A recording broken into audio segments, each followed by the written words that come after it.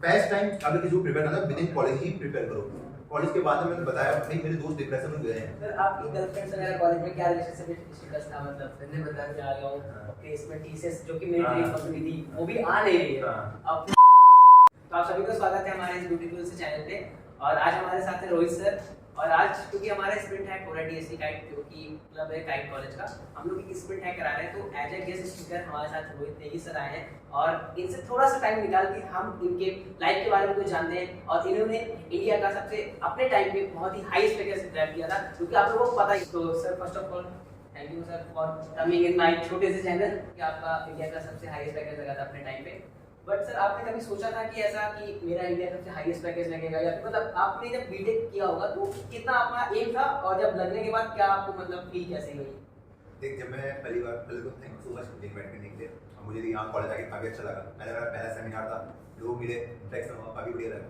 अब आता हूँ मैं कुछ समय तो यार जब मैं फर्स्ट ईयर में आया था तो उस टाइम में मेरी जो ड्रीम कंपनी वो टीसीएस थी क्योंकि वहाँ पे वही आती थी। हाँ वही आती थी, वो भी नहीं आई थी उस टाइम। वो भी नहीं आई थी। हाँ मैंने बताया था कि वो विप्रो आई थी बस।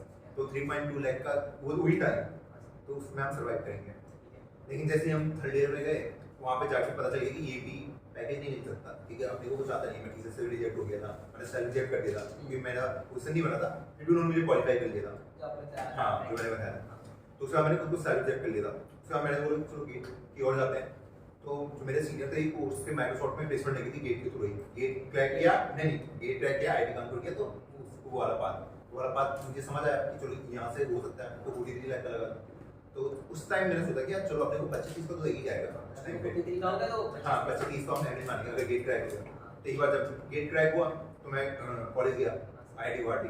अभी तक मैं आईआईटी गुवाहाटी का रैंक ओपनर था। मैंने बताया था कि मुझे आईआईटी कानपुर नहीं मिल पाया था उसकी वजह से। फॉर्म बना। हाँ तो ये हुआ कि मुझे आईआईटी कानपुर मिला नहीं। मैं आईआईटी गुवाहाटी गया तो आज मैंने सोचा यार मैं तो रैंक ओपनर हूँ, मेरी 200 तो थी, अगले बंदे की जो स्टार्टिंग तो 300 से स्टार्ट हो रहा था काफी आता। तो मुझे लगा 40 लाख का प्लेसमेंट तो अपन उठाएंगे। तो वहाँ पे मैंने सोच लिया था कि इतना तो उठाना ही उठाना है। तब वो जर्नी में चलते गए पर ये कभी नहीं सोचा था कि हाईएस्ट प्लेसमेंट लगेगा। मैं ये भी बोलूँगा थोड़ा लक भी था। तो जब उबर आई थी अपने यहाँ तो उस टाइम में वो इंडिया वाला पैकेज लेके आई थी। पर जब हमारा वो इंटरव्यू होने वाले थे उसके 3-4 दिन पहले हमें को आया मेल कि वो इंटरनेशनल ऑफर पे भी बच्चों को लेके जा रहे हैं। तो उसमें था कि एक इंटरनेशनल जाएगा और एक नेशनल जाएगा। हाँ तो हम 3 बंदे थे, हम टेक से जो क्वालिफाई हो गए थे। तो मैं तो इंटरव्यू होते गए तो वहाँ से मुझे प्लेसमेंट किया। सर कैसे फीलिंग सर आई आपको? मतलब 2.2 करोड़ मतलब फिर आपने लगा 12 कर डिवाइड कर दिए 10 सब कुछ करके एक दिन के अंदर कितना कमाना है? तो देख खुशी ना इतनी नहीं थी, खुशी थी काफी थी खुशी। पर असली खुशी ये थी कि जब तुम अपनी फैमिली मेंबर को देखते हो वो खुश हैं, उससे ज्यादा खुशी मिलती है। मुझे पता है यार पैसे तो आ ही जाएंगे। अब एक टाइम की बात है अगर तुम फ्यूचर में पैसे कमा लोगे तो 1 लाख रुपए कमाओगे तुम्हें लगेगा बहुत ज्यादा पैसा है, बहुत ज्यादा। हाँ अगर तुम्हारा एम है कि मैं तुम्हें घर बनना सब देना वो उस टाइम पे कम लगेगा। लेकिन जैसे अभी इंडिविजुअल लेवल पे एक कॉलेज बच्चा अभी तुम्हारी अर्निंग 0 होगी, ठीक है, तुम्हें महीने के 1 लाख मिल जाए खा लगे तो तुम्हें इतने ज्यादा लगेंगे, लिटरली मुझे तो बहुत ही ज्यादा लगते। तो वो हमारा फैक्टर में चला गया था। और उस टाइम में मैंने यूट्यूब वगैरह भी शुरू कर दिया था तो यूट्यूब से भी अच्छी खासी अर्निंग आ रही थी। तो पैसा वाला फैक्टर मेरे उसमें ज्यादा रहा नहीं। तो जो मैं पैसा हो तो मैंने बताया हुआ गरीब वगैरह भेज देता हूँ। तो मुझे क्वेश्चन आपने बोला कि 4th ईयर में जब आप थे तो आपको एक बात मिला गेट क्रैक करने के लिए इतने की पैकेज है। तो ये बात हमें क्लास 10 से ही मिलता है कि 11-12 में इसने आईआईटी क्रैक किया अब ये सेट है। तो वो एक बार फ्लॉप होना फिर दूसरी बार होना, तो उस पॉइंट पे इंस्टेंट मोटिवेशन कहां से वो बात कैसे ट्रेंड? यू आर पॉइंट पे मिस कर गया था। देख जब मैं गेट की कोचिंग के लिए आया, मैं गेट में मुझे जाना था, उस टाइम में मैंने सिंपल सी कैलकुलेशन करी। मुझे पता था मुझे गेट लिखना है। अब मुझे पता था जो आईआईटी के बच्चे होंगे वो गेट लिखेंगे, सीएस में कोई भी निकलेगा, ठीक है। अब मेरा कंपटीशन किससे? जिन्होंने आईआईटी गेट नहीं लिख रहा, सिंपल था। अब उसमें भी कितने बच्चे होंगे जो गेट देंगे, केवल देंगे, ठीक है। वो अराउंड 1 लाख बच्चे होते हैं। सीरियस कितने होते हैं? मैक्सिमम 7-8 हज़ार 10,000 बच्चे ही सीरियस होते हैं। तो मैंने उस जर्नी के दौरान भी देखा था जब मैं सेकंड ईयर में था उस टाइम पे बच्चे गेट की तैयारी करते थे, गेट सीएस की हमारी क्लास के। वो बाहर रूम लेके रहते थे पर उस कंसिस्टेंसी बनाना 2 साल तक, जब वो फाइनल दिन आया उन्होंने टीचर से प्लेसमेंट उठा ली, ऐसा हो गया था। तो मैंने जब सोचा कि हाँ मेरा कंपटीशन बहुत ज्यादा बच्चों से नहीं है, 7-8 हज़ार बच्चे हैं, इसमें भी जो लास्ट तक खेलेगा जनवरी आने तक वो भी मुश्किल 2-3 हज़ार बच्चे बचेंगे। मेरा कंपटीशन इनसे है, मुझे रैंक उठानी है।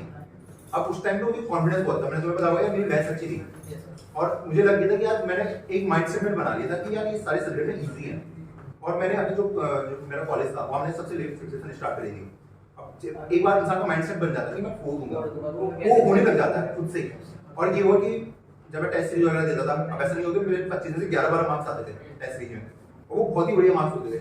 जो मेरे साथ होते थे उनके 3-4 आते थे, तो मुझे लग गया था कि हाँ ये गैप है, तो मतलब मैं सही जा रहा हूँ आगे बात में, एक ट्रैक है जो मैं पकड़ लिया, तो वहां से कॉन्फिडेंस आता है। ठीक है, कॉन्फिडेंस तभी होगा जब तुम क्वेश्चन बनाओगे। तब मैंने प्रीवियस ईयर के क्वेश्चन करे, वो मुझसे बनने लगे। अब प्रीवियस ईयर के क्वेश्चन हो रहे तो ऐसा नहीं है कि मुझसे 70-80%, अगर तुमसे 30-40% क्वेश्चन हो रहे हैं प्रीवियस ईयर के, मोर देन इनफ है। तो मेरे वही था, तो उससे मुझे कॉन्फिडेंस आया और मेरा रैंक लिया। सर बट जब आपने थर्ड ईयर में था कि आपको कुछ नहीं आता था, हाँ। उसके बाद फिर आपको डर नहीं लगा कि अब थर्ड ईयर में मैं आ गया हूँ, प्लेसमेंट टीसीएस जो कि मेरी ड्रीम कंपनी थी वो भी आ नहीं रही है। अब मैं घर वालों ने इतना उम्मीदें मुझे लगाया होगा, मतलब देख लें, फिर मतलब वो चीज़ कैसे से आप फिर आपने कहा कि आपने अपने दोस्तों को कट ऑफ कर दिया, आप अकेले रहने लगे, तो वो मतलब क्या चीज़ें आपको मोटिवेट करती थी, आपने कैसे किया आपने टैकल वो चीज़ें? हाँ, ये बढ़िया क्वेश्चन है।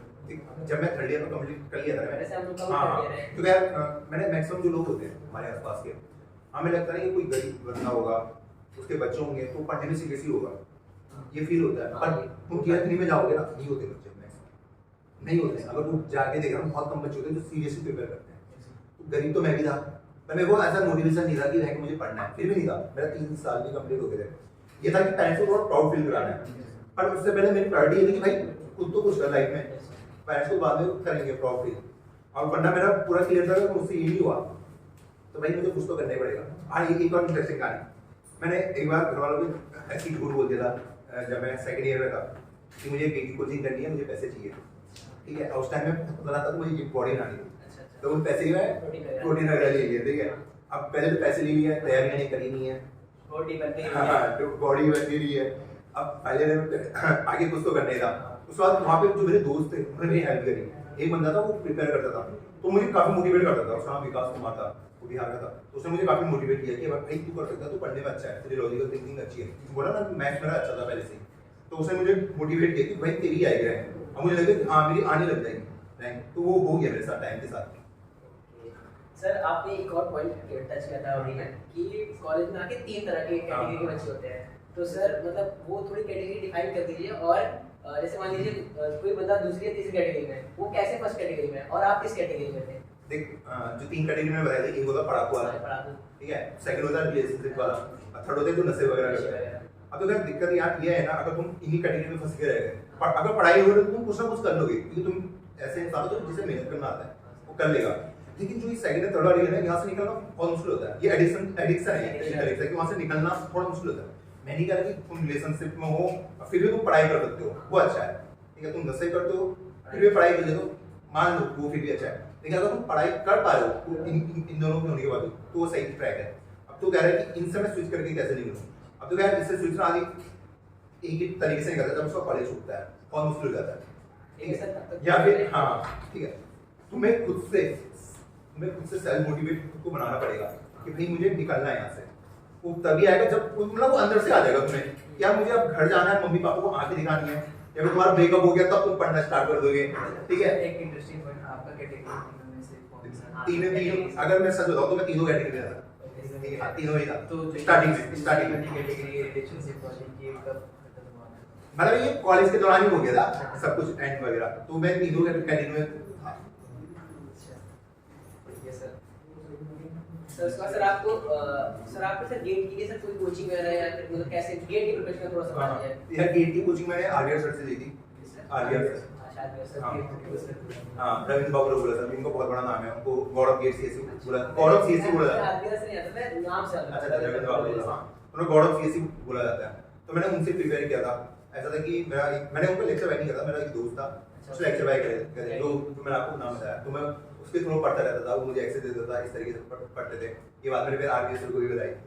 समझ में आप उनसे मिल चुके हैं? हाँ भाई वो बहुत बढ़िया दिन था, हाँ मोटिवेटिंग दिन था मेरे को। सर और जैसे सर आजकल क्या हो रहा है सर, डीएसए और थोड़ा सा प्रोजेक्ट में थोड़ा सा बात करें, थोड़ी सी ज्यादा नहीं, तो जैसे आपने मतलब अपने वीडियो में काफी बात कर रखी है, लेकिन मैं जैसे मतलब अभी क्या कर रहा है कल्चर, मतलब अभी स्टार्ट जो है बड़ी बड़ी एमएनसी वगैरह वो इतनी हाई ये नहीं है हाँ। एज कम्पेयर टू जैसे स्टार्टअप वगैरह का चल रहा है, वो थोड़ा सा ज़्यादा ले रही है।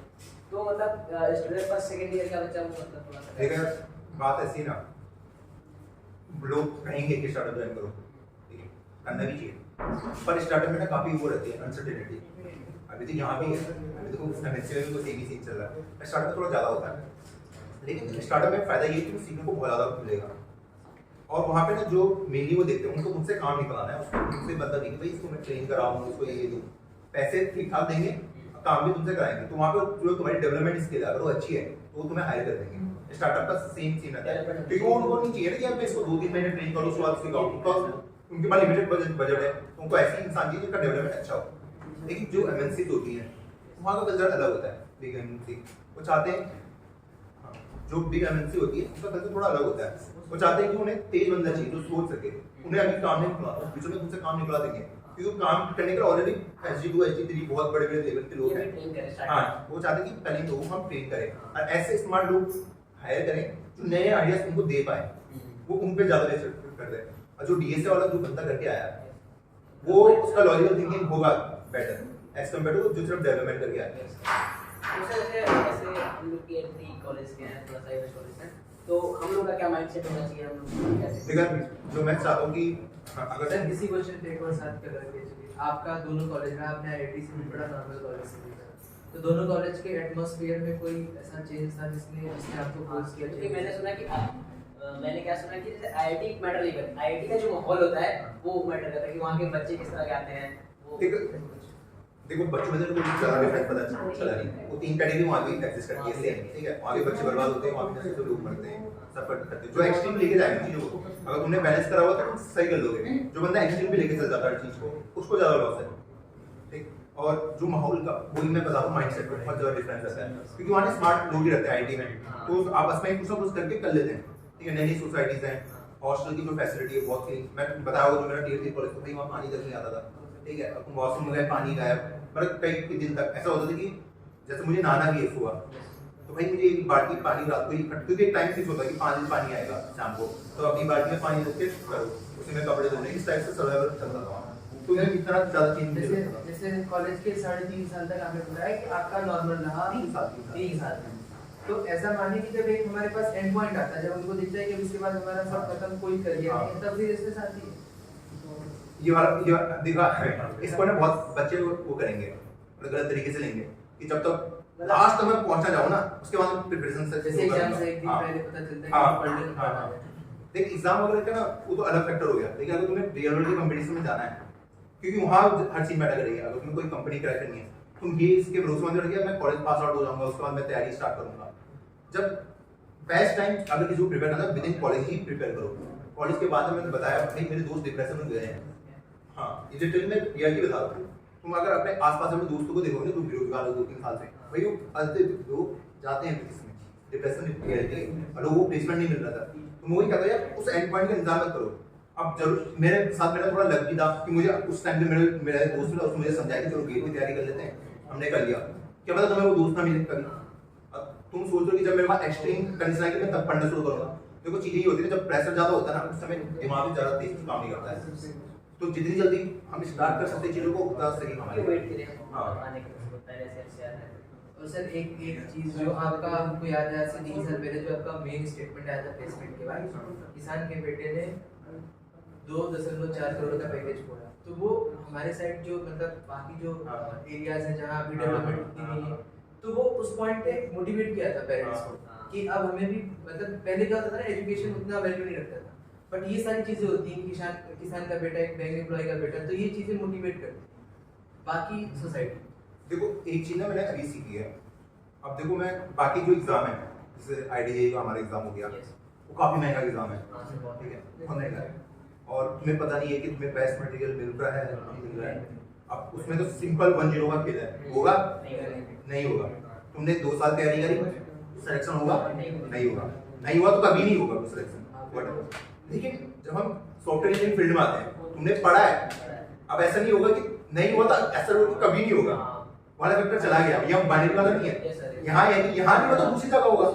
अब ये नहीं है जो नॉलेज जो मैंने वहाँ फिजिक्स केमिस्ट्री मैथ्स में ली है अब वो यूज ही नहीं हो रही है, लेकिन जो तुम अभी कोडिंग करोगे और कोडिंग इतना इजीली अवेलेबल है हर जगह, हर जो भी डोमेन में प्रोजेक्ट बनाना चाहते हो तुम खुद से कर सकते हो। इस कंपनी में दूसरी में होगा, दूसरी में नहीं होगा, तीसरी में होगा। मैं लोगों को हमेशा बोलता हूँ यार तुम 100 बार हार सकते हो इस वाली रेस में, जब तुम कोडिंग वाली रेस में हारो, लेकिन जब तुम एक बार जीत गए ना यार तुम्हारी लाइफ सेट हो जाएगी। तो ये बेस्ट चीज लगती है मुझे इस फील्ड में। सर आपकी गर्लफ्रेंड से मेरा कॉलेज में क्या रिलेशनशिप स्टेटस था? मतलब मैंने बता दिया ना तीनों कैटेगरी में। नहीं मतलब जब आप बीटेक कर रहे थे तब बीटेक में थे अरे था बस वही शुरू वही खत्म ठीक है ऐसा करा। तो उसके बाद नहीं था, उसके बाद मैं सिंगल है। तो सर आप क्या सजेस्ट करेंगे, मतलब अगर कोई बीटेक में बंदा है अगर वो मतलब रिलेशनशिप में आ रहा है इज गुड और नॉट गुड? देखिए आ रहे हो कुछ चीज एक्सप्लेन करना भी जरूरी है, मैं जो मानता हूँ उसका एक्सप्लेन करो अच्छे से, लेकिन उसको ना यहाँ लेके मत जाओ एक्सट्रीम।